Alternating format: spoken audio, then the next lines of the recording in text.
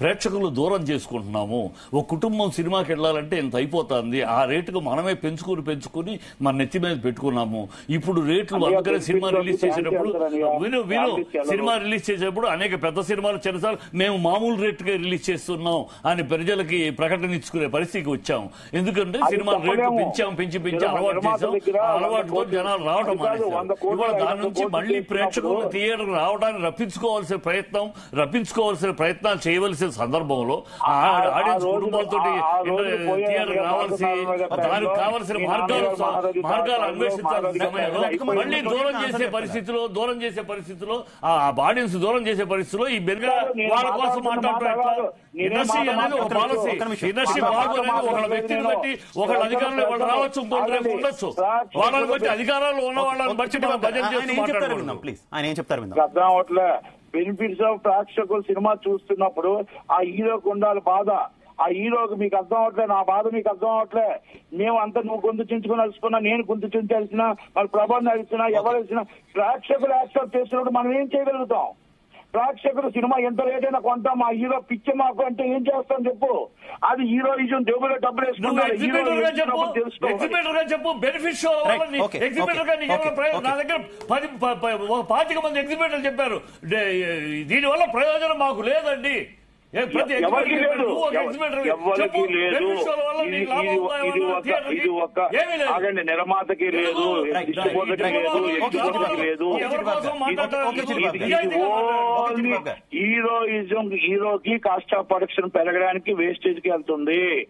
ఇది ఫస్ట్ నుంచి చెప్తున్నాం, ఇది వాస్తవం.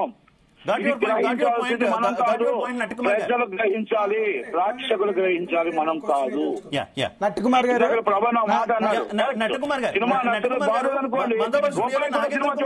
ఆయన మీతో మాట్లాడతానంటున్నారు. నట్టుకుమార్ గారు, మీరు నిర్మాత, ఎగ్జిబిటర్, మీకు చాలా అనుభవాలు, చాలా ఇండస్ట్రీని మీరు కూడా చూశారు ఒక యాంగిల్లో, చాలా యాంగిల్స్ లో.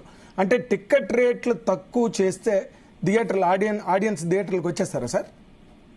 ఏదండి, సినిమా టిక్కెట్లు తక్కువ చేసినా ఎక్కువ పెంచకపోయినా అంటే థియేటర్కి ఆడియన్స్ పరిగెత్తి వచ్చేసే పరిస్థితి ఉందా ఈ రోజున? నేను ఒక్కటే మీకు ఇందాక అదే చెప్పానండి.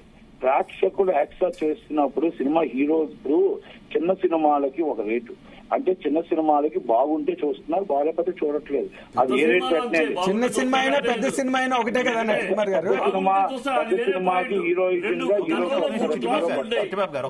గతంలో 3 క్లాసులు, ఈ విషయం చెప్పు. నువ్వు ఎగ్జిబిటర్ గా గతంలో 3 క్లాసులు ఉండేవి. 3 క్లాసులు ఉంటాయి, యావరేజ్ సినిమా నడిచేది. ఇవాళ ఒకే క్లాస్ పెట్టి మొత్తం కింద నుంచి పైదాకా పెట్టి ఉంటే 0, లేకపోతే ఈ దరిద్రం ఏంటి? ఈ దరిద్రం ఎందులో వచ్చింది? మన ఆశ కాదు. ఈ 2 క్లాసులు తీసేసి ఒకే క్లాసు పెట్టి మొత్తం దోచుకోవాలా మన అత్యాశ కాదు. మరి అదే ఇలాంటి మాట్లాడితేనే మనం మాట్లాడాల్సి వస్తుంది. అత్యాశ దురాశ ఏముంది ఇందులో? దోచుకోవడం ఏముంది? ఇప్పుడు ఆ హీరో స్టామినా బట్టి థియేటర్కి వస్తారు ఆడియన్స్. ఇందాక నుంచి నట్టుకుమార్ గారు చెప్తున్నది అదే.